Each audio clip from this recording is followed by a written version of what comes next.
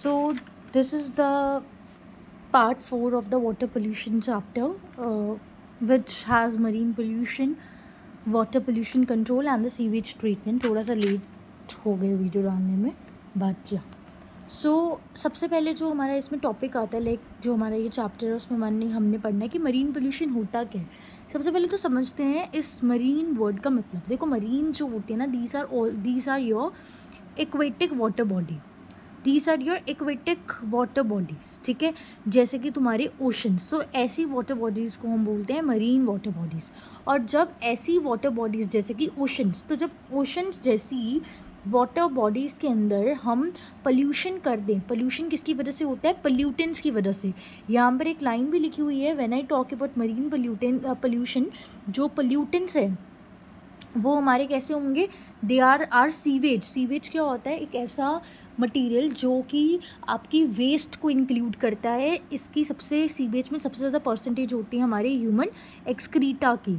उसके बाद हमारे पास कोई भी इंडस्ट्री से सामान निकला, इंडस्ट्रियल एफल्यूएंट्स, तो वो भी एक पोल्यूटेंट की तरह काम एक्ट करेगा, बिकॉज जब वो एक वाटर बॉडी में जाएगा it can cause lot of problem. ये वाटर बॉडी है, जब इस पर कोई इंडस्ट्री का लेट्स सपोज कोई गैस ही निकली तो यहाँ पर वो पोल्यूशन कॉज कर देगी। सो जो आपका सीवेज है, जो आपका स्लज है, सीवेज स्लज वगैरह, ये सारे आपके सीवेज स्लज, इंडस्ट्रियल एफल्यूएंट, कोई भी तरह का डिटर्जेंट जो आप वाटर बॉडी में डालते हो, that is a pollutant, because ये पोल्यूटेंट ऐसा होगा जो आपके मरीन पोल्यूशन कॉज करेगा। ऐसी कोई एग्रोकेमिकल प्रोडक्ट है, एग्रोकेमिकल प्रोडक्ट मतलब जो आप एग्रीकल्चर में केमिकल्स यूज़ करते हो, जैसे कि पेस्टिसाइड्स वगैरह। मुझे एक बताइएगा एग्रोकेमिकल जिसकी वजह से पोल्यूशन हुआ है। आपको एक एग्जांपल हमने करवाई है यूट्रोफिकेशन की। यूट्रोफिकेशन क्या होता है?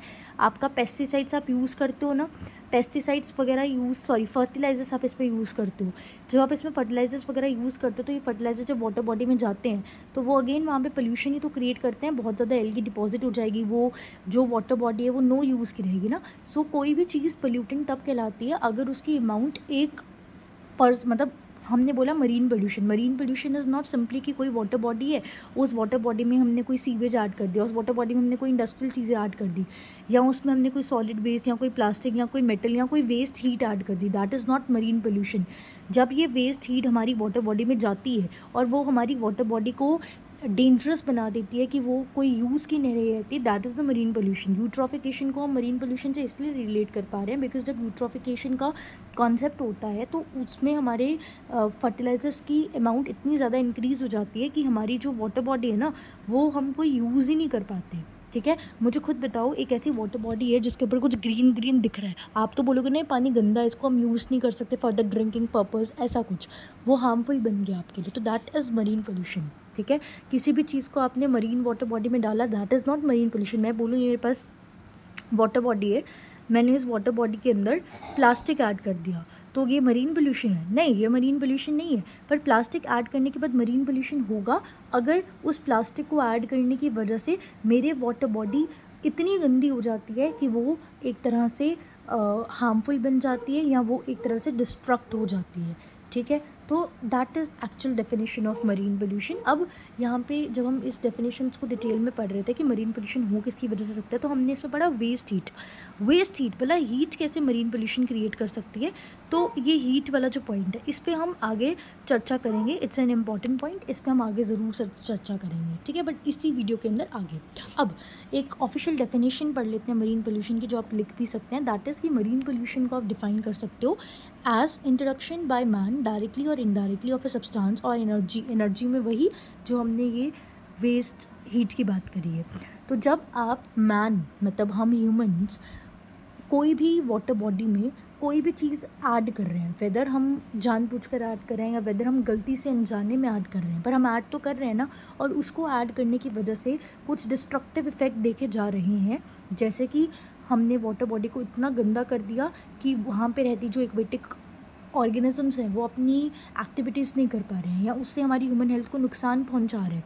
ठीक है, जिसकी वजह से वहाँ पे फिशिंग रिड्यूस हो गई, जिसकी वजह से वहाँ पर सी वाटर का यूज़ होना रिड्यूस हो गया, तो दैट इज़ मरीन पोल्यूशन। तो डेफिनेशन एक्सप्लेन करते हैं पूरा। आई होप इसमें कोई बहुत सिंपल चीज़ है, बट एक बार मैं आपको ट्राई करती हूँ एक्सप्लेन करने का। ये मैंने पूरा जूम करा है सो दैट आप ध्यान से देखें कि मरीन पोल्यूशन एक ऐसी स्टेट होती है जहाँ पर हमारे द्वारा डायरेक्टली या इनडायरेक्टली हम ऐसी चीज़ें ऐड करते हैं हमारी वाटर बॉडी के अंदर, जिसके बाद हमारी वाटर बॉडी पूरी डिस्ट्रक्टिव हो जाती है और वो हार्मफुल हो जाती है फॉर द फर्दर यूज़। ठीक है, that is simply marine pollution. Now आगे बढ़ते हैं। अब मरीन पोल्यूशन होता किसकी वजह से, इसके एग्जांपल्स तो हम पहले ही दे चुके हैं। कोई वेस्ट हीट आ रही है वो मरीन पोल्यूशन कॉज करेगा ना, ठीक है। उसके अलावा एग्रोकेमिकल चीज़ें मरीन पोल्यूशन कॉज करेंगी ना, तो ये हमारे पास आ गया run off agriculture waste. In fact जो आपका रन ऑफ एग्रीकल्चर वेस्ट है ना, वो 80% तक मरीन पोल्यूशन में पार्टिसिपेट करता है। मैं इसको लिख देती हूँ, एक दूसरे कलर से लिखूँगी या सो ये जो रन ऑफ एग्रीकल्चर वेस्ट है ये 80% तक मरीन पोल्यूशन को कॉज करते हैं, ठीक है। उसके बाद आपका जो भी इंडस्ट्रियल एफिलेंट्स है, इस पर भी हमने बात करी, तो इंडस्ट्रियल एफिलेंट्स भी आपके मरीन पोल्यूशन कॉज करती है। उसके अलावा ये सीवेज जो हम बोलते हैं ना, सीवेज स्लज, वो मरीन पोल्यूशन कॉज कर सकते हैं, ये वो पॉइंट आ गया। फिर इंडस्ट्रियल एफिलेंट्स पॉइंट आ गया। उसके अलावा कई बार हमारे पास माइनिंग वगैरह होती है, जो हमने पीछे पढ़ा तो हमने बोलते हैं ना मेटल्स वगैरह की वजह से हमारी मरीन पोल्यूशन हो सकता है, तो माइनिंग उसकी एग्जांपल आ गई। अब माइनिंग होता क्या, माइनिंग का मतलब होता है कि मान लो, मैंने कोई पहले भी एक्सप्लेन किया हुआ है कि ये होल है, ठीक है। अब मैंने ग्राउंड में, मेरा ग्राउंड था, मैंने ग्राउंड में से बड़ा सा होल क्रिएट कर दिया। कहते हैं ना कई बार ग्राउंड होता है, ध्यान से चलो नीचे होल्स आ जाते हैं बड़े बड़े, तो ऐसे ही मैंने अंडरग्राउंड होल डिग अप कर दिया। जब ये पिटफील्ड यहाँ पर क्रिएट हुई है, ये पिटफील्ड मैं क्रिएट कर रही हूँ कि मैं डीप इस पिटफील्ड को करूँ सो दैट मुझे मेटल मिले। तो बेसिकली जब हम अंडरग्राउंड बहुत ज़्यादा ड्रिलिंग करते हैं सो दैट हमें उसमें से मेटल्स मिल सके ना, इस पर्टिकुलर प्रोसेस को हम माइनिंग बोलते हैं। तो माइनिंग का सिंपली मतलब है मेटल्स को निकालना। तो कई बार ऐसे मेटल्स को निकालते वक्त हम अपनी वाटर बॉडी को नुकसान पहुंचा देते हैं। सो दैट्स हाउ ये भी एक मरीन पोल्यूशन का सोर्स बन सकता है। उसके अलावा क्या होता है, ये पॉइंट को नोटिस करेगा, सबमरीन न्यूक्लियर टेस्टिंग। इससे हमारा वो आराम से कनेक्ट हो जाएगा पॉइंट जो हमने बोला था ना, हीट एनर्जी, वो वाला पॉइंट। बट ये वही है, ये हीट एनर्जी वाला पॉइंट है, इसको भी हम आगे डिटेल में डिस्कस करेंगे। अब अगला पॉइंट है, कई बार हमने कोई रेडियो एक्टिव वेस्ट है उसको हमने वहीं पे डंप कर दिया, तो वो भी मरीन पोल्यूशन की तरह एक्ट करती है ना, ठीक है।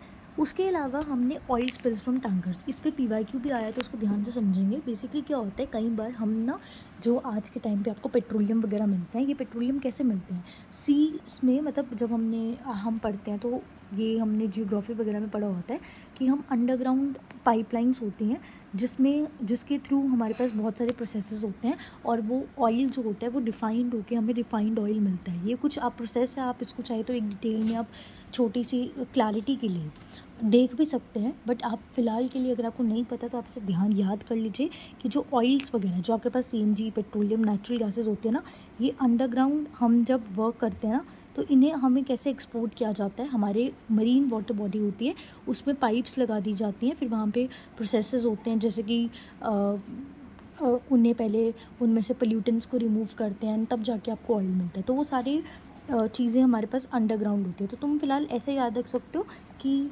ऑयल स्पिल्स किस तरीके से एक्ट करते हैं। ऑयल स्पिल्स हमारे वाटर बॉडी के थ्रू हमें आज के टाइम पे ऑयल्स मिलता है या CNG वगैरह मिलती है, वो वाटर बॉडी के थ्रू उनकी पाइपलाइंस होती हैं। तो जब उनकी पाइपलाइन वाटर बॉडी के थ्रू ट्रैवल करती हैं, तो गलती से मान लो कि पाइप है, ये पाइप यहाँ से थोड़ा सा ऑयल बाहर निकाल बैठी, तो ऑयल हमारी वाटर बॉडी में हो जाएगा। तो ये वाटर बॉडी है, यहाँ ऊपर ऑयल की लेयर, तो अगेन पोल्यूशन हो गया ना। इसका फ़िलहाल क्वेश्चन भी है कि कैसे जो ऑयल स्पिल है, ये इंपॉर्टेंट पॉइंट है बिकॉज इससे एक स्पेसिफिक क्वेश्चन आया हुआ है। So it's a PYQ। मैंने कुछ PYQ को एनालाइज करके यहाँ पे ऐड भी किया हुआ है, तो मैं आपको वो क्वेश्चन दिखाती हूँ।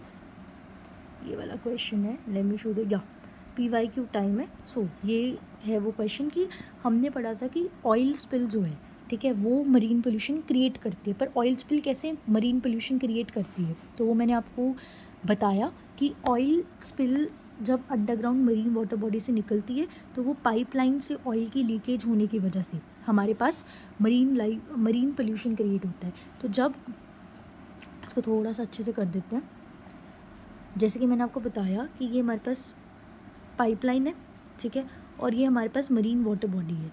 तो जब यहाँ पे ऑयल वगैरह फ्लो हो रहा है, और अगर वो पाइपलाइन से थोड़ा भी ऑयल को मैं ब्लैक कलर का से रिप्रेजेंट करती हूँ, ये ऑयल था, ये यहाँ पर आ गया और ग्रीन कलर से मैं वाटर बॉडी बना रही हूँ।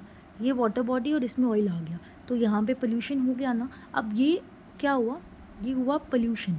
अब इस पोल्यूशन से हमारी मरीन लाइफ कैसे अफेक्ट होती है, ये क्वेश्चन है। तो बहुत ही इजी क्वेश्चन है कि किस तरीके से कोई पोल्यूशन हमारी मरीन लाइफ को अफेक्ट करता है। तो देखिए, जब ऑयल आपका ऐसे करके निकलेगा आपकी पाइपलाइन से, तो उस ऑयल की वजह से आपके जो ऐसे मैमल्स आपकी वाटर बॉडी में रहते हैं, वो वाटर बॉडी में जो मैमल्स रहते हैं उनकी इंसुलेटिंग एबिलिटी यू नो आप कह सकते हो डिस्ट्रॉय हो जाएगी। अब इंसुलेटिंग एबिलिटी क्या होती है, पहले उसको समझने की कोशिश करते हैं। बेसिकली क्या होता है, जैसे हम बहुत ज़्यादा हीट आती है ना, पर हम अब इंसुलेटर क्या होते हैं, ऐसे मटेरियल जो कंडक्ट नहीं करे। ऐसे ही अपनी बॉडी पे हीट को ज़्यादा कंडक्शन, जैसे जब हीट होती है तो हमारी बॉडी में कुछ टिश्यूज़ होते हैं जिनके पास इंसुलेटिंग प्रॉपर्टी होती है, तो वो इंसुलेटिंग प्रॉपर्टी अफेक्ट हो जाएगी, ठीक है। और जब ये इंसुलेटिंग प्रॉपर्टी अफेक्ट हो जाएगी, तो मान लो एक्सेसिव हीट पड़ी या एक्सेसिव कोल्ड हुआ, तो वो मरीन लाइफ वहाँ पर सर्वाइव नहीं कर पाएगी। हेंस वो हाइपोथर्मिया से सर्वाइव ही नहीं कर पाएंगे। एंड आई गेस हाइपोथर्मिया का meaning is high temperature, but अगर कुछ और होगा I will tell you in the comments, ठीक है। Now hypo I guess low, I don't know, I will search about this meaning now. तो बस इतना याद रखिएगा कि अगर मरीन लाइफ में ऑयल हो गया, तो जो वाटर बॉडीज़ हैं उसमें जो मरीन लाइफ है वो अपने आप की इंसुलेटिंग प्रॉपर्टी खो देंगी।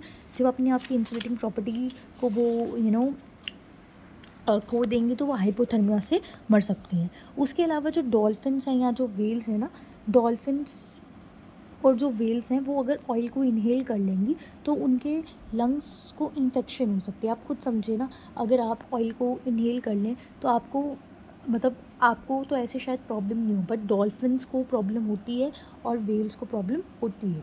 उसके अलावा बहुत सारे बर्ड्स और मैमल्स ऐसे भी होते हैं, अगर ऑयल को इंजेस्ट कर लेना, तो उससे जब वो उनके लिए पॉइजन की तरह एक्ट करता है। तो oil inhalation can also act as a poison for certain birds and mammals. So उनकी लाइफ अफेक्ट होती है।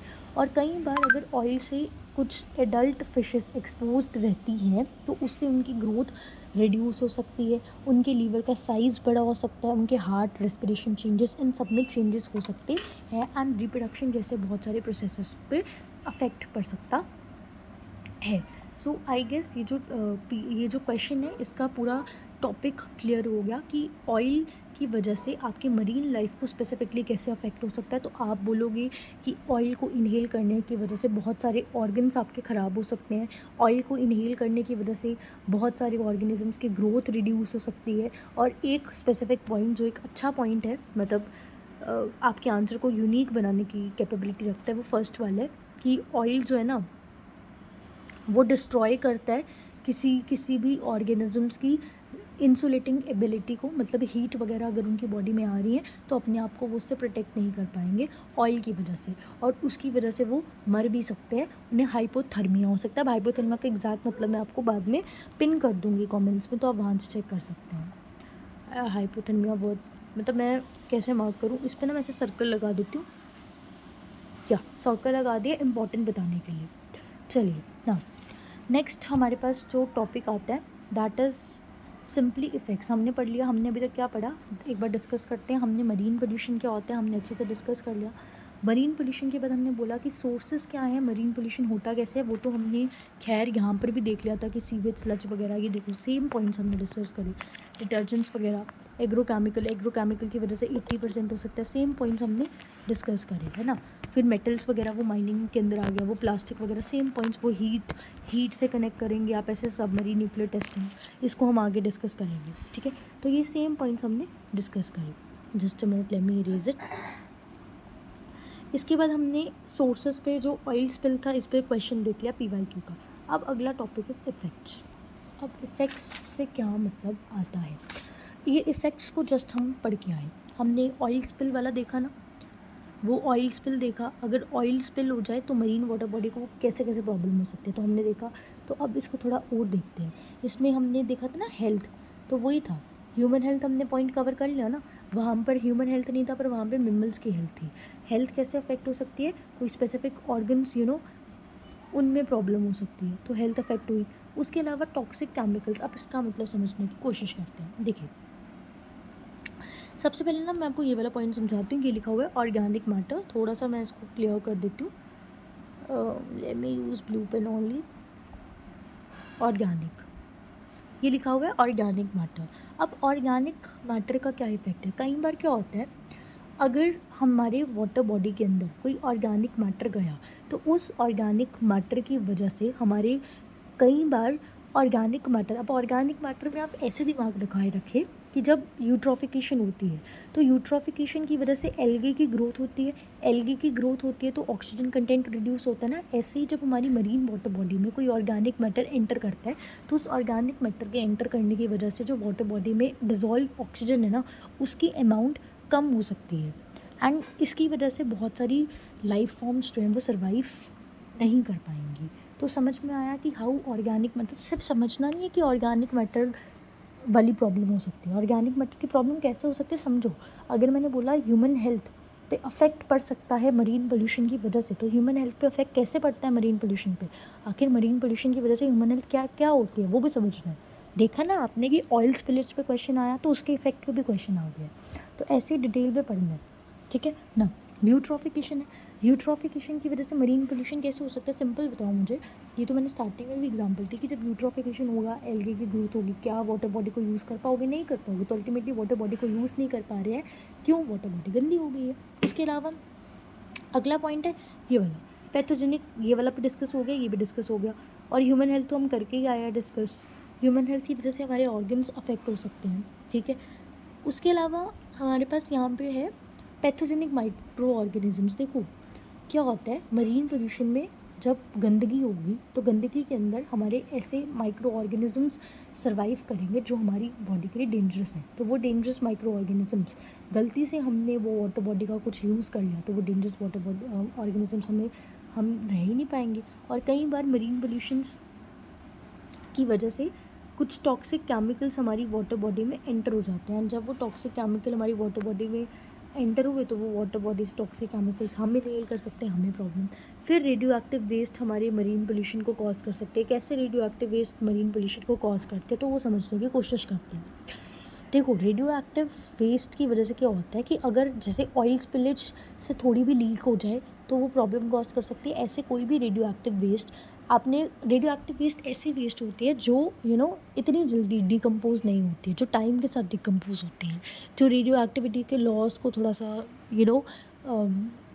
करती है। बट वो तो फिज़िक्स होगी, फिलहाल हमने उसमें जाना नहीं है। सिंपल याद रखिए रेडियो एक्टिव वेस्ट की वजह से क्या होगा, अगर आप रेडियो एक्टिव वेस्ट को ट्रांसपोर्ट कर रहे हो मरीन वाटर बॉडी से तो वो रेडियो एक्टिव वेस्ट से क्या हो सकता है, आपके सीज़ में अगर वो लीकेज हो गई, ठीक है, तो वो भी काफ़ी डिवास्टेटिंग हो सकता है। आप इसको ऐसे समझे। और ह्यूमन हेल्थ में कुछ पॉइंट्स हैं जो यहाँ पे मार्क्ड है। देखो ह्यूमन हेल्थ को ऐसे समझिए कि ह्यूमन हेल्थ में ना कुछ अगर हैवी मेटल्स हमारे मरीन वाटर बॉडी में एक्यूमुलेट होते हैं तो जब हम उन्हें seafood like human seafoods खाते हैं, तो जब वो सी फूड्स हम खाएंगे तो वो सी फूड से हमारी हेल्थ को प्रॉब्लम नहीं होगी। और कुछ पोल्यूटेंट्स का नाम है, मैं उधर मार्क करवाऊंगी आगे, कुछ पोल्यूटेंट्स का नाम है, इस पर क्वेश्चन आ सकता है कि नेम द पोल्यूटेंट्स जो हमारी को नुकसान पहुंचा रहे हैं ह्यूमन हेल्थ को। तो वो आगे हैं, मैं तब आगे मार्क करवा देती हूँ। यहाँ पे ये देखो, ये मैंने, अब आपको किसी को बिल्कुल सब्जेक्टिव में लिखना है तो मैंने सब्जेक्टिव वाला भी डाल दिया। तो ये पोल्यूटेंट्स के नाम ये हैं, ये मार्क्ड है, ये वाले पोल्यूटेंट्स, ये वाले पोल्यूटेंट्स, ठीक है। ये जो ये वाले डाईऑक्सिन्स वगैरह, फिरांस वगैरह, इसको तो आपको एज इट इज़ याद रखना है। ये PCBs वगैरह, ठीक है। तो ये पोल्यूटेंट्स हैं जो हमारी ह्यूमन हेल्थ को अफेक्ट करते हैं। बाकी आप इस पूरे को रीड कर लीजिएगा। वही है सोर्सेस में हमने वही डिस्कस करा, लैंड बेस्ड सोर्सेज होते हैं, स्टॉर्म वाटर भी हो सकता है, ठीक है। फिर पाइपलाइंस, रिवर्स भी सोर्स हो सकते हैं। रिवर कैसे सोर्स हो सकते हैं, रिवर्स में हमने एग्रीकल्चर रन ऑफ डाला है, ठीक है, रिवर्स में हमने कोई फीकल मैटर डाला है। अब वही फीकल मैटर रिवर से फ्लो करके ओशन में चला गया तो अल्टीमेटली रिवर्स सी को बनाएगी ना। तो मरीन इज़ ऐसी वाटर बॉडी जो थोड़ी बड़ी हो, तो रिवर्स का पानी अगर ओशन को बनाएगा तो अल्टीमेटली रिवर ओशन को बना रही है, और रिवर ही गंदी तो ओशन भी गंदा होगा, आप ऐसे समझेगा, ठीक है। और रेडियो एक्टिव वेस्ट की अगर डंपिंग होती है तो वो प्रॉब्लम कॉज करती है, तो ये भी हमने डिस्कस करा। फिर ऑयल स्पिलेज पे तो हमने डिटेल में डिस्कस भी कर लिया, PYQ भी है। इफेक्ट कैसे हो सकते हैं, ऑर्गेनिक मैटर वाला पॉइंट हमने डिस्कस करा कि ऑर्गेनिक मैटर हमारी वाटर बॉडी में एंटर कर जाएगा तो ऑक्सीजन का प्रॉब्लम हो जाती है। सो ये इफेक्ट है। तो ऑर्गेनिक मैटर वाटर पोल्यूशन कैसे कॉज कर सकता है, ऑर्गेनिक मैटर के आने की वजह से हमारे किसकी कमी होती है, आप मुझे बताएं, हमारे ऑक्सीजन की कमी हो जाती है। और ऑक्सीजन की कमी तो भाई आपको पता है एक्वेटिक लाइफ के लिए डेंजरस है, तो वो पोल्यूशन है। फिर यूट्रोफिकेशन, फिर हमने पैथोजेनिक माइक्रो ऑर्गेनिजम्स का डिस्कस करा, फिर टॉक्सिक केमिकल्स, फिर पेस्टिसाइड्स जैसे कि DDT, और पेस्टिसाइड्स की वजह से बायो मैग्निफिकेशन भी होता है, फिर ह्यूमन हेल्थ, फिर radio active waste. So I hope ये सारी चीज़ें आपको क्लियर हो गई हों। तो जिसको समझ में नहीं आया था, सो आई वाज लाइक जिसको समझ में नहीं आया था उसका एक बार रिवीजन भी होगा, बिकॉज मुझे पर्सनली लगा तो शायद कुछ कमी हो गई हो, बट मैंने कोशिश किया है प्रॉपर्ली एक्सप्लेन करने की, बट रिवीजन के थ्रू मुझे लग रहा है कि हाँ अब समझ में आ गया होगा सबको, तो अब मैं आगे कंटिन्यू कर रही हूँ। वरना अगर समझ में नहीं आए तो आप दोबारा देख सकते हैं, अदरवाइज यू कैन कमेंट कि कौन सा एग्जैक्ट टॉपिक समझ में नहीं आया। सो प्रिवेंशन, और बहुत सारे बच्चे ना टेक्सचुअल क्वेश्चंस के लिए कह रहे थे, चलो उसकी बात लास्ट में करेंगे। प्रिवेंशन क्या है, अब हमने पढ़ लिया ये XYZ चीज़ें होती हैं, बट आप XY चीज़ों को कंट्रोल कैसे करें, तो प्रिवेंशन समझते हैं। लेट मी चेक कि मैंने उसको पहले इधर से समझते हैं। अच्छा, वो वाटर पोल्यूशन कंट्रोल है, इधर से ही समझना पड़ेगा। प्रिवेंशन कैसे करते हैं, लेट्स हैव अ लुक। देखो प्रिवेंशन में हम क्या कर सकते हैं। सबसे पहले हमने बोला कि देखो प्रिवेंशन तुम्हें तभी समझ में आएगी अगर तुम्हें पता होगा कॉज क्या है। अगर तुम्हें प्रॉब्लम ही नहीं पता कि किस चीज़ की वजह से तुम्हारा मरीन पोल्यूशन हो रहा है, तो तुम उसका क्या सोल्यूशन दोगे। लाइक हमें पता है ना कॉज क्या है, हमें पता है कि कॉज है सीवेज। तो अगर मैं सीवेज को इस तरीके से ट्रीट करूँ कि जब मैं उसको डिस्पोज ऑफ करने जा रही हूँ वो पोल्यूशन ना क्रिएट करे, तो अल्टीमेटली प्रिवेंशन होगी ना। समझ में आया आपको। तो अब सीवेज को कैसे कंट्रोल किया जा सकता है उसका एक अलग से टॉपिक है, वो हम अभी पढ़ेंगे बट थोड़ी देर में। तो पहला पॉइंट क्या है कि तुम जब सीवेज ट्रीटमेंट प्लांट्स को इंट्रोड्यूस करो, देखो पहला पॉइंट है सीवेज ट्रीटमेंट प्लांट्स को इंट्रोड्यूस करो। जब तुम सीवेज ट्रीटमेंट प्लांट को इंट्रोड्यूस करोगे तो अल्टीमेटली सीवेज कम हो जाएगा एंड अल्टीमेटली वो अच्छे से ट्रीटेड होगा एंड अल्टीमेटली पोल्यूशन नहीं क्रिएट होगा। अब ये वाला पहला पॉइंट तुम्हें समझ में आएगा STP से, जब मैं आगे डिस्कस करूँगी। तो पहले पॉइंट पे पॉज लगा दो अभी के लिए। अगला है कि हमने बोला ऑयल स्पिलेज की वजह से प्रॉब्लम होती है, तो ऑयल और जो पेट्रोलियम प्रोडक्ट है ना उनके केयरफुल हैंडलिंग करो। अगला पॉइंट है जब तुम कोई इंडस्ट्रियल वेस्ट को डिस्पोज ऑफ करते हो वाटर बॉडी में तो प्रॉपर्ली ट्रीट करो।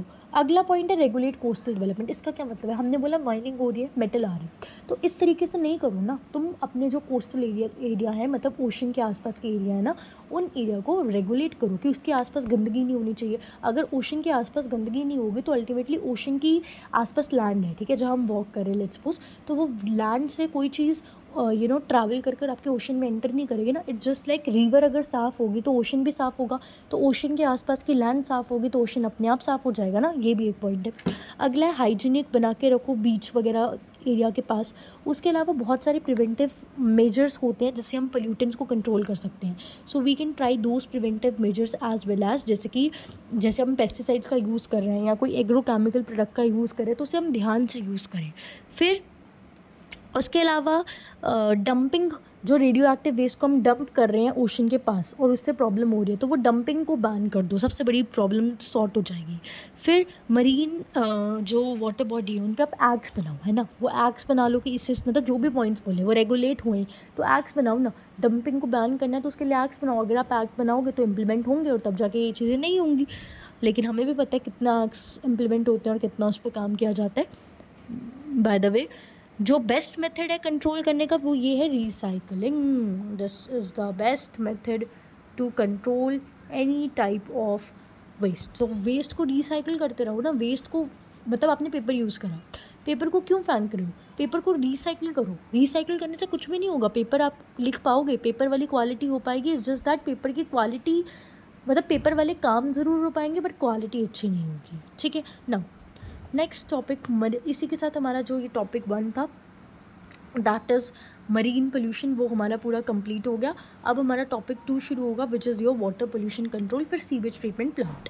सो अगले आई गेस 15 मिनट्स में या हार्डली कुछ मिनट्स में हमारी कवर हो जाएगा पूरा। सो ये देखिए, इसमें थोड़ा आपको स्क्रीन चेंज करनी पड़ेगी अपनी। सो चलिए, एनीवेज वाटर पोल्यूशन को हम कंट्रोल कैसे कर सकते हैं। तो पहला कंट्रोल का तरीका होता है, इस पे PYQ आया हुआ है, कंट्रोल एट अ सोर्स के पॉइंट पे, इट्स अ PYQ क्वेश्चन। तो पहला पे क्या होता है, कंट्रोल एट अ सोर्स। अब इसका क्या मतलब है, देखो हमारे पास ना दो तरह के सोर्स होता है। एक सोर्स होता है हमारे पास, मैं इस पर लिख देती हूँ PYQ, ठीक है। एक हमारे पास वे होता है कि जहाँ से प्रॉब्लम है ना, उस प्रॉब्लम वाले पॉइंट को ही तुम ख़त्म करो। तुम्हें पता है प्रॉब्लम इंडस्ट्री की वजह से हो रही है, तो इंडस्ट्री में कुछ एक्ट लगा दो। तो तुमने एग्जैक्टली जहाँ से प्रॉब्लम थी उसके सोर्स में जाके ख़त्म किया, ठीक है। इट्स जस्ट लाइक तुम्हारे मार्क्स नहीं आ रहे, क्यों नहीं आ रहे पता लगाओ। अगर एग्जैक्टली एक सोर्स की प्रॉब्लम है, उस सोर्स को खत्म करो। तुम्हारे मार्क्स इसलिए नहीं आ रहे बिकॉज तुम्हें लेट सपोज क्वेश्चन को फ्रेम करना नहीं आता। तो तुम क्वेश्चन फ्रेम कैसे करते हैं, अपनी इंग्लिश पे वर्क करो, ठीक है, फॉर्मेटिंग पे वर्क करोगे, तुम्हारा सॉर्ट हो जाएगा। तो एग्जैक्टली तुमने उसका एक रूट कॉज पकड़ा और तुमने सोल्यूशन निकाला, दैट इज़ एक सोर्स पे जाके तुमने काम किया। और ऐसे सोर्सेज को हम बोलते हैं point sources, it's a PYQ, ठीक है। तो जब हम PYQ डिस्कस भी करेंगे वो सारी चीज़ें मैं लास्ट में बताऊँगी। तो एक होता है पॉइंट सोर्स, एक होता है non point source. Point source क्या होता है, जिसमें पोल्यूशन तुम्हारा एक सिंगल आइडेंटिफेबल सोर्स से आता है। और इसके बारे में हमने फर्स्ट चैप्टर में भी बताया। अगर कोई टॉपिक मैं इस चैप्टर में नहीं बता रही हूँ तो वो फर्स्ट चैप्टर में ऑलरेडी प्रीवियस चैप्टर में कंप्लीटेड है। पॉइंट सोर्सेज का मतलब क्या होता है, जब पोल्यूशन आपके एक सिंगल पॉइंट से आ रहा होता है, आइडेंटिफेबल सोर्स से आ रहा होता है। और नॉन पॉइंट सोर्स क्या होते हैं, जहाँ पे पोल्यूशन आ रहा है बट यू डोंट नो वो पोल्यूशन हो किस वजह से रहा है। तो ऐसे तुम्हें पता है वाटर पोल्यूशन हो रहा है इस पर्टिकुलर चीज़ की वजह से, तो उस पर्टिकुलर चीज़ को ख़त्म करो। लेकिन जब तुम्हें नहीं पता होगा तो डेफिनेटली बहुत ज़्यादा मेहनत लगेगी, ठीक है। Now so control at a source समझ में आया। अगला होता है recycling and treatment of waste. इसके बारे में तो हम ऑलरेडी चर्चा करके आए ना। जो भी तुम्हारा वेस्ट है, तुम जैसे कि सीवेज है वो वेस्ट है ना, तो उस सीवेज को तुम ट्रीट करो। अब ट्रीटमेंट ऑफ वेस्ट का पॉइंट तुम्हें जस्ट इस स्लाइड के बाद समझ में आएगा जब मैं STP शुरू करूँगी, तो इसके लिए भी थोड़ा वेट करो। सीवेज ट्रीटमेंट भी उसी से, मतलब ट्रीटमेंट ऑफ वेस्ट में देखो सिंपल है फंडा। ट्रीटमेंट ऑफ वेस्ट में हम एग्जांपल डाल देते हैं सीवेज ट्रीटमेंट की। तुम्हारा जो भी वेस्ट है ना उसको ट्रीट करो ना, अपने आप वो ठीक होगा। और वो कैसे ट्रीट कर सकते हो, सीवेज ट्रीटमेंट की हेल्प लेके, जो कि तुम्हें अभी मैं नेक्स्ट स्लाइड में समझाने वाली हूँ।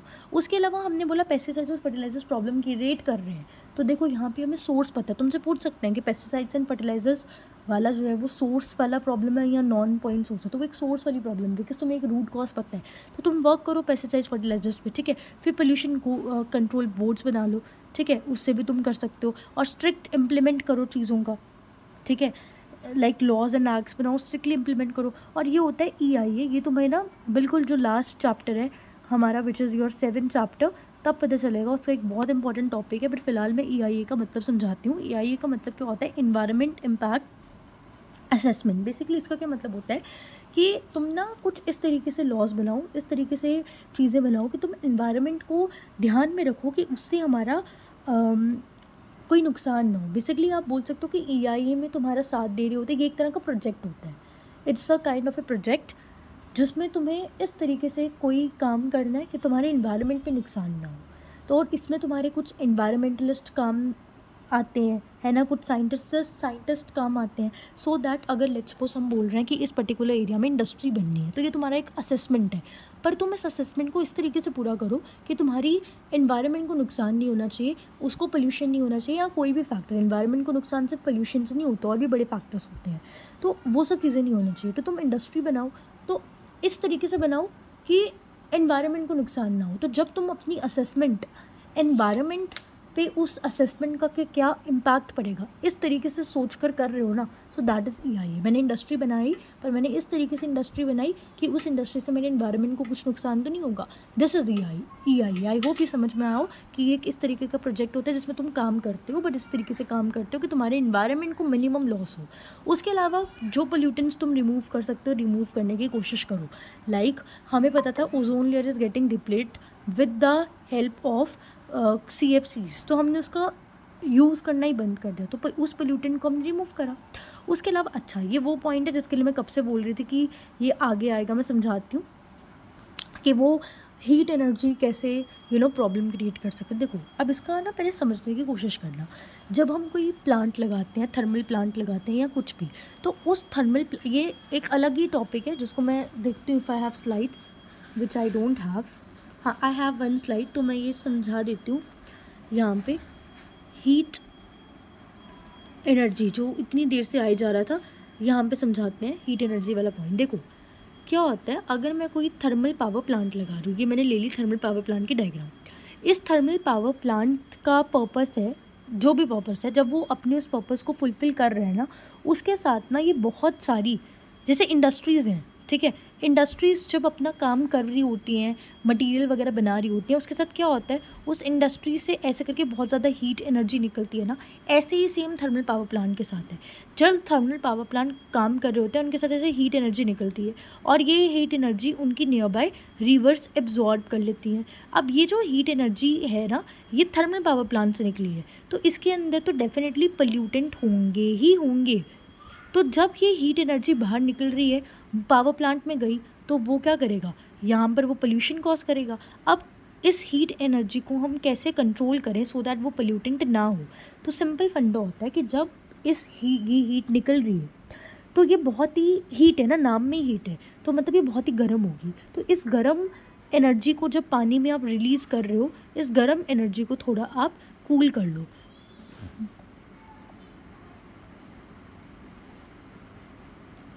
अगर मैं हीट एनर्जी को कूल करके यूज़ करूँगी, तो जब ये वाटर बॉडी में जाएगी तो ये नुकसान नहीं क्रिएट करेगी। आई होप अब ये पॉइंट क्लियर होगा।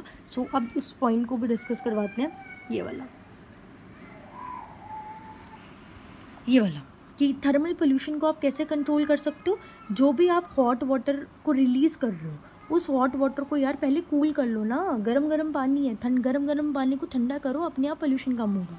नेक्स्ट होता है रेडियो एक्टिव वेस्ट, एक बहुत बड़ा प्रॉब्लम है। उस रेडियो एक्टिव वेस्ट को थोड़ा कम कर लो, और जो इंडस्ट्रियल वेस्ट वगैरह है उसको कोशिश करो तुम एक ऐसे पॉन्ड्स में डालो जिस पॉन्ड में उसको बैक्टीरिया, आई होप राइटिंग अगर प्रॉब्लम है तो मैं रिपीट कर रही हूँ, लाइन ये लिखी हुई है, ये जो लास्ट लाइन जिसको मैं मार्क कर रही हूँ ऐसे ऐसे ऐसे से, कि जो भी तुम्हारे पास डोमेस्टिक वेस्ट है या कोई भी वेस्ट है, उसको शैलो पॉन्ड्स में डालो, जिस पॉन्ड में यू विल ट्राई कि you have certain kinds of, yeah, just excuse me, where you have certain kinds of those things where you have bacteria and all, ठीक है। रिवर्स में मत डालो, ओशंस में मत डालो। नाउ फाइनली जो फर्स्ट टॉपिक था जिसका सब इंतज़ार कर रहे थे, ये वाला सीवेज वाला, उस पर अब बारी आई। आई होप ये क्लियर हो गया हो सबको कि कैसे वाटर पोल्यूशन को कंट्रोल करते हैं। तो वेरियस स्टेप हैं, ठीक है, समझ में। अब इसको सारा है मेमोराइज़ करने का, ठीक है। ऐसा नहीं मेमोराइज़ नहीं करना होता, करना होता है। इट्स ऑल अबाउट मेमोराइज़, मतलब समझ के मेमोराइज़ करना है, बट नॉट लाइक रट्टा। इट्स नॉट लाइक रट्टा, इट्स जस्ट लाइक कि पॉइंट्स को रिमेंबर करना है, that is memorise. There is difference between memorising and रट्टा। नाउ सीवेज ट्रीटमेंट, अब मत पूछना सीवेज क्या होता है, ऑलरेडी एक्सप्लेन कर दिया है सीवेज क्या होता है। सीवेज एक ऐसा, आप बोल सकते हो, वेस्ट मटीरियल होता है। Sewage is the waste material जो मैक्सिमम आपके बना होता है ह्यूमन एक्सक्रीटा से। तो ऐसे वेस्ट मटेरियल को हम बोलते हैं सीवेज, ठीक है। अब सीवेज को कैसे ट्रीट किया जाता है, अब इस वेस्ट मटेरियल का क्या हल है। सो देयर आर 3 वेज, एक होता है प्राइमरी, एक होता है सेकेंडरी, एक होता है tertiary treatment. Tertiary is the final step, पर primary secondary tertiary is different. देखो प्राइमरी जो ट्रीटमेंट होता है, अगर मैंने कोई स्लाइड तो छोड़ी ही नहीं है, कहाँ लिखूँगी मैं, ये वाली स्लाइड थी बट इसमें रखा नहीं कुछ मैंने, चलिए इसके इधर इधर रख लेते हैं। देखो जो प्राइमरी ट्रीटमेंट होता है ना, ये प्राइमरी ट्रीटमेंट ना एंटायरली आप बोल सकते हो आपका फिज़िकल ट्रीटमेंट होता है, फिज़िकल ट्रीटमेंट होता है प्राइमरी। सेकेंडरी के अंदर ना हम यूज़ करते हैं कुछ बियोलॉजिकल एक्टिविटीज़ का, लाइक कुछ माइक्रो ऑर्गेनिजम्स यूज़ करेंगे, कुछ एजिटेटर यूज़ करेंगे। और टर्शरी तो जैसे कि मैंने बोला वो फाइनल होता है, जिसमें वाटर फाइनली इस टर्शरी प्रोसेस के बाद आपकी वाटर बॉडी में आता है। प्राइमरी ट्रीटमेंट का मतलब क्या होता है, देखो प्राइमरी ट्रीटमेंट ना फिज़िकल ट्रीटमेंट, आप इस पूरे टॉपिक को समझेंगे इस एक वाटर एग्जाम्पल से। ये मेरे पास है, ठीक है, इसमें ये गंद पड़ा हुआ है, मैं डिफरेंट तरह से बना लेती हूँ। ये कुछ वेस्ट मटेरियल पड़ा हुआ है, ठीक है। अब ये जो डेब्रिस है ना, ये ऐसा डेब्रिस है जो फ्लोटिंग है, तो मैं इसको रिमूव कर सकती हूँ अपने आप ही, आराम से। फिजिकल ट्रीटमेंट है, आराम से मैं इसको रिमूव कर सकती हूँ, ठीक है, बिकॉज ये फ्लोटिंग डेब्रिस है। खुद दिमाग लगाओ ना, अगर आपके पास एक रिवर वाटर बॉडी है, उस रिवर वाटर बॉडी में लीफ फ्लोट करी, आप लीफ को हटा नहीं सकते हो, तो दैट्स द फ्लोटिंग डेब्रिस। तो मैंने उसको रिमूव कर लिया, so that's the primary treatment. Primary treatment का मतलब होता है कि आपने जो भी आपको ऊपर से चीज़ें दिख रही थी, आपने उसको रिमूव करा, that is simply primary treatment. अब प्राइमरी ट्रीटमेंट क्या होता है वो समझ में आ। तो प्राइमरी ट्रीटमेंट में क्या होता है, जब मैंने कोई भी डेब्रिस को रिमूव किया, तो अब जो मेरे पास हुआ ना, अब कंडीशन क्या होगी, मैंने यहाँ पे प्राइमरी ट्रीटमेंट कर लिया, अब ये लेयर्स बन जाती हैं। एक लेयर होती है जहाँ पर जो डेब्रिस रिमूव हो सकता था वो रिमूव हो गया, और एक वो लेयर है जहाँ पर मेरे पास ये जो भी मेरा डेब्रिस है वो रिमूव नहीं हो सकता है, ठीक है। अब यहाँ पर आपको ये पानी है, ये जो ब्लू वाला है दैट इज़ द वाटर। तो ये जो मेरे पास नीचे पड़ा है ना, दिस इज़ योर वो पार्ट जो नीचे बैठ गया हुआ है, तो this is just excuse me sedimentation. इस पार्ट को हम रिमूव कर लेंगे। मतलब ऐसे था, 3 लेयर्स थी। एक पार्ट था ये फ्लोटिंग वाले को मैंने रिमूव कर लिया, सेडिमेंट वाला पार्ट नीचे बैठ गया, इस पार्ट को मैं स्लज बोलूँगी, और ये जो बीच वाला पार्ट है ना, ये पार्ट जाएगा आगे सेकेंडरी ट्रीटमेंट के लिए। आई होप अब क्लियर हो, ठीक है। ये पार्ट जाएगा सेकेंडरी ट्रीटमेंट के लिए। अगर किसी को ऐसे पीपीटी के थ्रू समझ में नहीं आ रहा तो एग्जैक्टली मैंने हैंड से मूवमेंट करके बताया हुआ है, शॉर्ट्स में आप वहाँ देख सकते हो। तो बट शॉर्ट से तभी समझ में आएगा जब थोड़ी क्लियर आइडिया होगा। तो जो भी सीवेज था उसका मैंने प्राइमरी ट्रीटमेंट किया। प्राइमरी ट्रीटमेंट में क्या हुआ, जो भी मेरे पास ऊपर से चीज़ें फ्लो रिमूव हो सकती थी मैंने उसको रिमूव करा। ग्रिट रिमूवल, मतलब जो पेबल्स हैं, स्टोन्स हैं, पत्थर हैं, उनको रिमूव करा, और जो चीज़ें रिमूव नहीं हो सकती थी वो नीचे बैठ गई, उसको मैंने बोला स्लज। ये स्लज बन गया प्राइमरी स्लज, ठीक है। और बाकी जो चीज़ें बची रही दैट इज़ एफ्लुएंट, जो पर्टिकुलरली आगे ट्रीटमेंट के लिए जाएंगे which is secondary. I hope primary treatment समझ में आए। प्राइमरी ट्रीटमेंट के अंदर से जो हमारे पास चीज़ें पड़ी थी हमने उसको रिमूव करा, और फिर बाकी चीज़ें, जो चीज़ें रिमूव होगी रिमूव करा, जो रिमूव नहीं हो पाई उसको हमने आगे पास ऑन कर दिया सेकेंडरी ट्रीटमेंट में। This is simple primary treatment. Primary treatment के अंदर this is simple primary treatment, जहाँ पर आपने जो भी फ्लोटिंग पार्ट था उस फ्लोटिंग पार्ट को आपने रिमूव करा, दैट इज़ प्राइमरी ट्रीटमेंट। और जो पार्ट रिमूव नहीं हो पाया आपने उसको सेकेंडरी ट्रीटमेंट में भेज दिया। आई होप अब क्लियर हो गया, ठीक है। अब सेकेंडरी ट्रीटमेंट में ना आप बैक्टीरिया वगैरह का यूज़ करते हो, और सेकेंडरी ट्रीटमेंट के अंदर क्या होता है, जो भी हमारे पास फ्लोटिंग डेब्रिस रिमूव हो गया लेकिन जो रिमूव नहीं हो पाया, इट्स नॉट ये सेकेंडरी ट्रीटमेंट के अंदर क्या होगा, ये एक टैंक होता है, बड़ा सा टैंक, जिस टैंक का नाम होता है एरेशन टैंक। इस एरेशन टैंक के अंदर आप अपने माइक्रो ऑर्गेनिजम्स डालते हो, जैसे कि फंजाई प्लस बैक्टीरिया, और अब वो क्या करते हैं, इस वाले पानी पे एक्ट करेंगे और इसको ट्रीट करने की कोशिश करेंगे। प्राइमरी ट्रीटमेंट में क्या हुआ, फिजिकल रिमूवल करी, जो फ्लोटिंग डेब्रिस था उनको रिमूव करा। सेकेंडरी ट्रीटमेंट में क्या होगा, जो भी आपके पास वो सीवेज बच गया जो प्राइमरी ट्रीटमेंट से रिमूव नहीं हो पाएगा वो सेकेंडरी में आएगा, और सेकेंडरी में उसको हम रिमूव कैसे करेंगे, सेकेंडरी में आप यूज़ करोगे माइक्रो ऑर्गेनिजम्स, जैसे कि बैक्टीरिया, जैसे कि फंजाई, जिसके ग्रुप को हम बोलते हैं फ्लॉक्स। मैंने आगे लिखा हुआ है, जिसको हम क्या बोलते हैं, फ्लॉक्स बोलते हैं। अब ये फ्लॉक रिमूव करेगा, ठीक है। अब लेट मी चेक, मैंने अगर कुछ लिखा होगा, या ये देखो ना, ये मैंने लिखा हुआ है फ्लॉक, रिवाइज करवाऊंगी तब पता चलेगा, छोड़ो इसको फिलहाल। अब मेरे पास सेकेंडरी ट्रीटमेंट होना था, ठीक है। अब सेकेंडरी ट्रीटमेंट में मेरे पास ये बड़ा सा टैंक था, एरेशन टैंक। इस एरेशन टैंक के अंदर मैंने अपना वो प्राइमरी एफिल्यूंट डाला था, वो वाला प्राइमरी एफिल्यूंट जो मेरे पास प्राइमरी ट्रीटमेंट से निकल कर आया था। मतलब प्राइमरी ट्रीटमेंट से वो पार्ट जो रिमूव हो गया दैट इज़ फ्लोटिंग डेब्रिस या स्लज, लेकिन जो पार्ट रिमूव नहीं हो पाया वो तो हमने एरेशन टैंक के अंदर डाला, तो उस एफिल्यूंट को हमने बोला प्राइमरी एफिल्यूंट, जिसके अंदर हमने डाले फ्लॉक्स। फ्लॉक्स क्या होता है, आपके बैक्टीरिया और आपके फंजाई के मास्टर्स। अब ये फ्लॉक्स क्या करेगा, फ्लॉक्स तो ऑर्गेनिजम्स है, ये फ्लॉक ये ऑर्गेनिक मैटर पे फीड करेगा। जब ये वाला फ्लॉक आपके ऑर्गेनिक मैटर पे फीड करेगा ना, तो इस ऑर्गेनिक, देखो जैसे जैसे आपका ऑर्गेनिक मैटर कंज्यूम होता है ना, अभी हम इफेक्ट्स में पढ़ के आए कि जैसे जैसे ऑर्गेनिक मैटर कंज्यूम होता है ना, आपका ऑक्सीजन चाहिए होता है, ठीक है। तो जो भी आपका फ्लॉक्स है ना, उसको इस ऑर्गेनिक मैटर को कंज्यूम करने के लिए चाहिए होगा बहुत ज़्यादा ऑक्सीजन, और ये ऑक्सीजन उसको कहाँ से मिलेगा, इस पर्टिकुलर एरेशन टैंक के अंदर से। तो मतलब इन शॉर्ट जैसे जैसे फ्लॉक अपना काम करेगा, इस पर्टिकुलर एरेशन टैंक से उसको ज़्यादा से ज़्यादा ऑक्सीजन कंज्यूम करने की ज़रूरत पड़ेगी। तो फ्लॉक का work is directly related to oxygen consume. और जैसे जैसे आप ऑक्सीजन कंज्यूम करते रहोगे, फ्लॉक इस ऑर्गेनिक मैटर पे फीड करता रहेगा, फ्लॉक ऑर्गेनिक मैटर पे फीड करता रहेगा, तो ऑर्गेनिक मैटर का कंटेंट हो जाएगा आपका कम। तो जब ऑर्गेनिक मैटर का कंटेंट कम होगा तो इन शॉर्ट आपका जो पोल्यूशन है वो भी कम होगा, सीवेज भी कम होगा, सीवेज कम हुआ तो पोल्यूशन कम हुआ ना। सो यही कॉन्सेप्ट होता है बीओडी।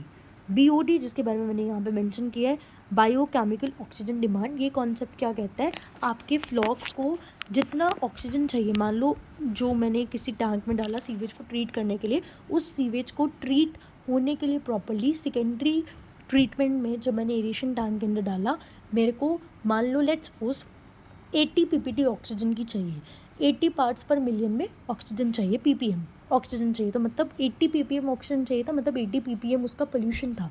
80 पीपीएम पोल्यूशन को रिमूव करा, 80 पीपीएम ऑर्गेनिक मैटर को रिमूव किया। आई होप आप समझ में आया। थोड़ा दोबारा एक्सप्लेन करूँगी, क्लियर हो जाएगा। आई नो शायद समझ नहीं आ रहा हो, दोबारा एक्सप्लेन करेंगे।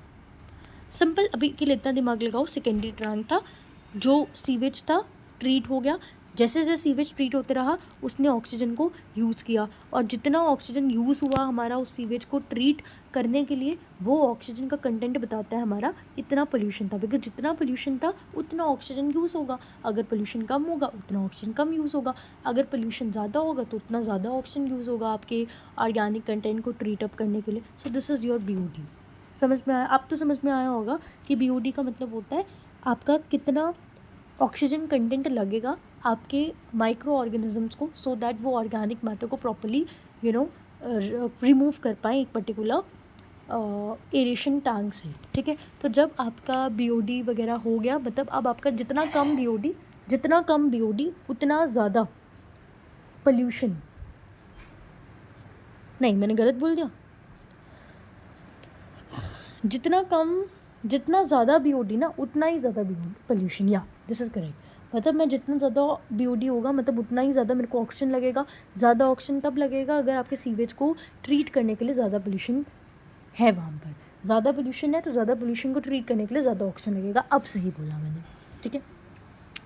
सो ये देखिए, जब आपने सेकेंडरी ट्रीटमेंट किया तो आपको एक पार्ट मिलेगा, ये वो फ्लॉक वाला, ठीक है। अब इधर से होंगे 3 पार्ट, यहाँ पर भी यही है।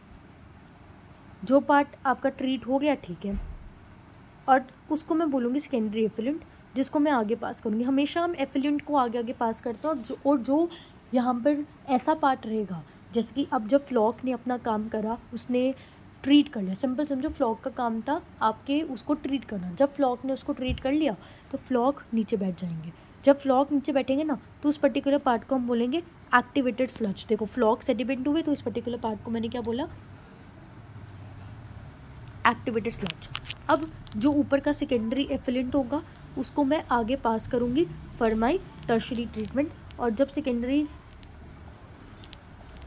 एफिलेंट टर्शरी ट्रीटमेंट में आएगा तो टर्शरी ट्रीटमेंट का मतलब होगा कि उस सेकेंडरी एफिलेंट को मैंने रिवर्स में डिस्चार्ज किया, या अगर पीने के लिए यूज़ करना है तो स्पेसिफिक आपने थोड़ा सा फिल्ट्रेशन वगैरह कर दी, वो थोड़ी अल्ट्रा लेवल की चीज़ें हैं, उसको छोड़ो, बट वो है। और सेकेंडरी एफिलेंट का जो तीसरा यूज़ है मैन्योर के लिए हो सकता है, रिवर्स में डिस्चार्ज करने के लिए तीसरा यूज़ होता है बायोगैस के लिए, कि इस सेकेंडरी एफिलेंट को मैंने अब एनारोबिक स्लज डाइजेस्टर में डाला, जहाँ पर इस पर थोड़ा बहुत इससे बायोगैस बनेगी with the help of micro organisms again, but वो एनारोबिक होने चाहिए, ठीक है।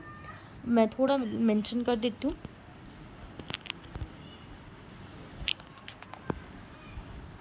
तो O2 तो नहीं होना चाहिए। चलिए नाउ नेक्स्ट, और थोड़ा बहुत जो सेकेंडरी एफिलेंट था ना, मैं उसको दोबारा एरेशन टैंक में डाल दूँगी, तो दैट मेरा ये प्रोसेस होता रहे। आई होप क्लियर हुआ, बट डोंट वरी, मैं अभी इसको रिवाइज करवाती हूँ, पूरा क्लियर हो जाएगा। अभी अपने बाय पार्ट समझें, it's difficult, it's definitely difficult, अब और क्लियर होगा। पहले मैं आपको ना इस पिक्चर से समझाती हूँ, नहीं पहले मैं आपको अपने हैंड रिटन वे से समझाती हूँ। ये मैंने हैंड रिटन नोट्स बनाए हैं और इसका मैंने वो डाला हुआ है, व्हाट डू वी से, दैट शॉर्ट्स। नाउ पहला स्टेप क्या है, वेस्ट को करना है, प्राइमरी ट्रीटमेंट करो। प्राइमरी ट्रीटमेंट को हम फिजिकल ट्रीटमेंट बोलते हैं, जिसमें 2 स्टेप आते हैं। पहला स्टेप होता है फिल्टर, हाँ वाई इज नॉट रिमूविंग, या पहला स्टेप होता है फिल्ट्रेशन का, जिसमें क्या होता है जो भी हमारे ग्रिड पेबल्स होते हैं हम उन्हें रिमूव करते हैं। दूसरा स्टेप होता है सेडिमेंटेशन का, जिसमें जो रिमूव नहीं हो पाया वो प्राइमरी स्लज की तरह एक्ट करेगा, बिकॉज ये प्राइमरी ट्रीटमेंट का बैठा हुआ पार्ट है। तो प्राइमरी ट्रीटमेंट में हमारे 2 स्टेप्स होते हैं। पहला हमारे पास होता है फिल्ट्रेशन और दूसरा होता है सेडिमेंटेशन, और दोनों ही हमारे फिजिकल प्रोसेस के अंदर आते हैं, ठीक है। और ये मैंने आपको पिक्चर के थ्रू भी समझाने की कोशिश की थी कि ये मेरे पास मान लो ऐसे करके टांग है, ये पार्ट है जो फिल्ट्रेशन के बाद मान लो ये लीफ वगैरह इसको रिमूव कर दिया, रिमूव को मैंने माइनस साइन से बताया है, और जो पार्ट रिमूव नहीं हो पाएगा वैसे नीचे बैठ जाएगा, इस पार्ट को मैं बोलूँगी स्लज, ठीक है। और फिर ये पिक्चर कुछ ऐसे हो जाएगी कि नीचे नीचे स्लज मिलेगा, जो पार्ट रिमूव हो गया उसको बाहर निकाल दिया, और यहाँ पे मेरे पास प्राइमरी एफिलेंट रेडी होगा, जिस प्राइमरी एफिलेंट को मैं सेकेंडरी वाले में भेजूँगी। आई थिंक इतना तो क्लियर है। फिर प्राइमरी स्टेप तो सबको क्लियर हो गया, कोई हो ही नहीं सकता उसको प्राइमरी स्टेप क्लियर ना हो, ठीक है। अब सेकेंडरी को समझने की कोशिश करते हैं। सेकेंडरी में क्या होगा, मैं बियोलॉजिकल ट्रीटमेंट दूंगी, तो बियोलॉजिकल ट्रीटमेंट दूंगी ना तो वहाँ पे मैं डाल दूंगी फ्लॉक, जो कि एरोबिक कंडीशन पे एक्ट करेंगे, और वो जब फ्लॉक्स एक्ट करेंगे तो रुको उसको थोड़ा, ये मैंने बीच का पार्ट यहाँ पे नहीं लिखा था बीओडी वाला, क्योंकि फिर शॉर्ट्स में टाइम लो नहीं होता। तो सेकेंडरी सेकेंडरी ट्रीटमेंट में जब फ्लॉक्स आएंगे तो फ्लॉक्स क्या करेंगे, आपके सीवेज को ट्रीट करेंगे। मैंने उसको ST से रिप्रेजेंट करा है, सीवेज को ट्रीट करेंगे। जब सीवेज को ट्रीट करा तो सीवेज ट्रीट हो जाएगा, जो सीवेज ट्रीट होगा यानी कि ये वो उसको हम बोलेंगे सेकेंडरी एफिलेंट, जिसको हम टर्शियरी ट्रीटमेंट के लिए आगे भेज देंगे। लेकिन जो सीवेज ट्रीट नहीं होगा वो नीचे बैठ जाएगा, जिसको हम बोलेंगे स्लज, और इस स्लज का नाम होगा एक्टिवेटेड स्लज, जो कि सेकेंडरी से बना होगा। प्राइमरी जो स्लज था उसका नाम स्लज था, लेकिन सेकेंडरी वाले स्लज का नाम एक्टिवेटेड स्लज है, ठीक है। और जो इसके ऊपर सेकेंडरी एफिलेंट बना, ये सेकेंडरी एफिलेंट आपको कैसे मिला, जब आपने इस पर फ्लॉक्स का अटैक करवाया, ठीक है। और फ्लॉक्स किस तरीके से काम करते हैं, फ्लॉक्स कुछ इस तरीके से काम करते हैं कि वो ऑर्गेनिक मैटर को डिस्पोज करने के लिए प्रॉपर्ली ऑक्सीजन का यूज़ करते हैं। जितना ज़्यादा ऑर्गेनिक मैटर का कंटेंट होगा उतना ज़्यादा ऑक्सीजन लगेगा, और ज़्यादा ऑक्सीजन ये दिखाता है कि आपका जो भी था वो उसमें पोल्यूशन बहुत ज़्यादा था। यही पूरा का पूरा BOD है। आई होप अब क्लियर हो गया हो, ठीक है। सेकेंडरी ट्रीटमेंट में काम कैसे हो वो समझ में आया हो। और फिर जो सेकेंडरी एफिलेंट था, ये सेकेंडरी एफिलेंट कैसे मिला वो मैंने आपको एक्सप्लेन करा। इसमें फ्लॉक्स का रोल था। फ्लॉक्स ऑक्सीजन का यूज़ करते हैं, जितना ज़्यादा ऑक्सीजन फ्लॉक्स यूज़ करते हैं उतना ज़्यादा ये एफिलेंट हो जाता है। और फिर जो नीचे बैठ के एक्टिवेटेड स्लज था और ऊपर वाला अब टर्शियरी ट्रीटमेंट के लिए जाएगा। तो अब तो STP क्लियर हो गया होगा, लेकिन जिस बच्चे को अभी भी क्लियर नहीं हुआ मैं एक बार रिवाइज और करवाऊँगी, अब फिर पूरा क्लियर हो जाना चाहिए। मैं तब तक करवाती हूँ जब तक मुझे नहीं लगता कि प्रॉपर्ली क्लियर हो जाए। इसके बाद मुझे लगता है जिस बच्चे को थोड़ा सा आइडियाज़ का पहले हुआ था उसको अच्छे से क्लियर हो गया होगा, लेकिन जिस बच्चे ने बिल्कुल नया पढ़ा है उसको शायद इतने अच्छे से क्लियर ना हुआ, इसलिए उसके लिए मैंने एक और स्लाइड ऑलरेडी लगाई है, पर अब उसको इसके बाद अच्छे से क्लियर हो जाएगा, बस एक बार खुद रिवाइज करना होगा। देखो मैंने रॉ सीवेज लिया, मैंने उस रॉ सीवेज को डाला प्राइमरी ट्रीटमेंट में। प्राइमरी ट्रीटमेंट के अंदर हमने क्या करा, ये सब स्टेप करे। अब ये सब स्टेप्स हम ऑलरेडी डिस्कस कर चुके हैं फर्स्ट चैप्टर में। और पार्टिकुलेट मैटर को रिमूव करा, जो बच गया वो खिलाएगा प्राइमरी एफिलेंट। मैं प्राइमरी एफिलेंट खिलाएगा। प्राइमरी एफिलेंट को फर्दर आपने क्या करा, बियोलॉजिकल ट्रीटमेंट किया। बेसिकली ये आपको सेकेंडरी ट्रीटमेंट बता रहे हैं। सेकेंडरी ट्रीटमेंट किया, और सेकेंडरी ट्रीटमेंट के अंदर जो एफिलेंट आपका बच गया उसको आपने सेकेंडरी एफिलेंट बोला, जिसके लिए आपने एडवांस ट्रीटमेंट लगाए, टर्शियरी वगैरह ट्रीटमेंट, और टर्शियरी के बाद आपको फाइनली मिल गया। बट एक बार मैं अपने स्टाइल से थोड़ा रिवाइज़ करवा देती। ये काफ़ी कॉम्प्लेक्स डायग्राम थी, पता नहीं मैंने क्यों डाल दी, बट कोई बात नहीं। इसको थोड़ा रिवाइज़ कहाँ करवाए, इधर करते हैं रिवाइज़। प्राइमरी ट्रीटमेंट हुआ, प्राइमरी ट्रीटमेंट के बाद मुझे सेकेंडरी ट्रीटमेंट एक्सप्लेन करना है, बिकॉज आई बिलीव कि प्राइमरी ट्रीटमेंट में क्या ही है, फिजिकल डेब्रिस को रिमूव करा, जो डेब्रिस रिमूव नहीं हुआ वो नीचे बैठ गया, और जो फिर पानी बचा वो प्राइमरी एफिलेंट कहलाएगा, जो सेकेंडरी ट्रीटमेंट के लिए आएगा। और सेकेंडरी ट्रीटमेंट में क्या होगा, हमारे यहाँ एरेशन टैंक यूज़ होगा, जिस एरेशन टैंक में एयर आते रहेगी, यानी कि यहाँ पे ऑक्सीजन यूज़ होगा। और जब ऑक्सीजन यहाँ पे यूज़ होगा तो यहाँ पे मैं यूज़ करूँगी फ्लॉक्स, जिसमें कि फंजाई प्लस हमारे पास क्या क्या थे, फंजाई प्लस बैक्टीरिया। और ये फ्लॉक्स क्या करेंगे, उस ऑर्गेनिक मैटर को, sewage is an organic matter, उस ऑर्गेनिक मैटर को डिस्पोज करने के लिए ऑक्सीजन का यूज़ करेंगे। जितना ज़्यादा फ्लॉक्स ऑक्सीजन का यूज़ करेंगे मतलब उतना ज़्यादा हमारा ऑर्गेनिक मैटर का कंटेंट ज़्यादा है, बिकॉज ऑर्गेनिक मैटर उन्हें पूरा ख़त्म करना है, तो पूरे के पूरे ऑर्गेनिक मैटर को ख़त्म करने के लिए वो ज़्यादा ऑक्सीजन यूज़ करेंगे। अगर कम ऑर्गेनिक मैटर कम ऑक्सीजन यूज़ होगा, ज़्यादा ऑर्गेनिक मैटर ज़्यादा ऑक्सीजन यूज़ होगा। और जितना ज़्यादा ऑक्सीजन यूज़ होता रहेगा मतलब उतना ज़्यादा ऑर्गेनिक मैटर आपका डिस्पोज हो गया, और जितना ज़्यादा ऑक्सीजन यूज़ हो गया मतलब उतना ज़्यादा ऑर्गेनिक मैटर आपका यूज़ हो गया, उतना ज़्यादा ऑर्गेनिक मैटर यूज़ हो गया मतलब डिकम्पोज हो गया, तो पोल्यूशन आपकी वाटर बॉडी में कम होगा। तो एक बिल्कुल अच्छा वाला वो निकाल लो, मैं बताती हूँ क्या बोलना चाह रही हूँ। मैं इधर ही लिख देती हूँ कि ऑर्गेनिक मैटर का utilisation by flocs is directly proportional to consuming the oxygen but is inversely proportional to आपका पोल्यूशन। मैंने बहुत लिखा है ये, ठीक है। नाउ बीओडी पे ये भी आता है कि बीओडी बायोकेमिकल ऑक्सीजन डिमांड है, ये बियोलॉजिकल, तो that's biological oxygen demand by biological, ये मैंने लिखा भी हुआ है, नहीं that's not biological, that's biochemical. I am sorry, let me check what I have written. See मुझे भी बड़ी कन्फ्यूजन होती है। It's biochemical oxygen demand. So या इट्स बायोकेमिकल ओनली। सो इस पर क्वेश्चन आते हैं बायोकेमिकल है या बियोलॉजिकल है, याद रखिएगा इट्स बीन बियोलॉजिकल, नहीं it's been biochemical. I am actually checking but it's biochemical if I have written it over here, ठीक है। नाउ मैं इन सबको इरेज करके ही शेयर करूँगी, डोंट वरी। अब ये एक एडिशनल पॉइंट है, ये एडिशनल पॉइंट क्या है कि फ़र्स्ट टाइम जैसे क्योंकि क्यों ज़रूरत पड़ी सीवेज को ट्रीट करने की, सीवेज को ट्रीट करने की ज़रूरत पड़ी बिकॉज वो हमारी प्योर रिवर जैसे कि गंगा, जैसे कि यमुना, ऐसे रिवर्स को ख़त्म कर ख़राब कर रहा था। तो सबसे पहली बात हमारे पास जो एनवायरनमेंट एंड फॉरेस्ट है उनकी मिनिस्ट्री ने ये एक्ट इनिशिएट करा सो दैट हम गंगा और यमुना जैसी रिवर्स को प्रोटेक्ट कर पाए। और किसने फर्स्ट टाइम इनिशिएट करा, इस पर क्वेश्चन आ सकता है, ministry of environment and ministry of forest. So finally chapter complete, but I want to talk to you people little bit. जो मैंने थर्मल पोल्यूशन के लिए स्लाइड यूज़ कर दी, इसको थोड़ा इरेज करते हैं, फिर मुझे एक इन्फॉर्मेशन बतानी है आप सबको। जस्ट अ मिनट, जो पार्ट लिखा हुआ है उस पर मैं रिमूव कर देती हूँ, ठीक है। और अगर ये समझ नहीं आएगा topic please do tell me, I will explain it again, ठीक है। शॉर्ट्स बनाऊंगी, एक लंबी वीडियो डालूंगी जहाँ से टेस्ट भी होगा। ये रिव्यू एट ए ग्लांस आप पढ़ सकते हो, कोई ऐसा पॉइंट नहीं है जो शायद हमने डिस्कस ना करो। अच्छा, मुझे एक पॉइंट बताना है कि अब हम इस चैप्टर के जो है ना वो प्लान कर रहे हैं बेसिकली PYQ सेशन। अब वो इस चैप्टर का जब जैसे ही चैप्टर ख़त्म होगा, इस चैप्टर का मैं लगाऊंगी। एक बच्ची मुझे बार बार लिख रही है कि टेक्सचुअल क्वेश्चन करवाओ, तो कोई टेक्सचुअल क्वेश्चंस नहीं होती EVS की, बिकॉज EVS की कोई NCERT नहीं है जितना मुझे पता है।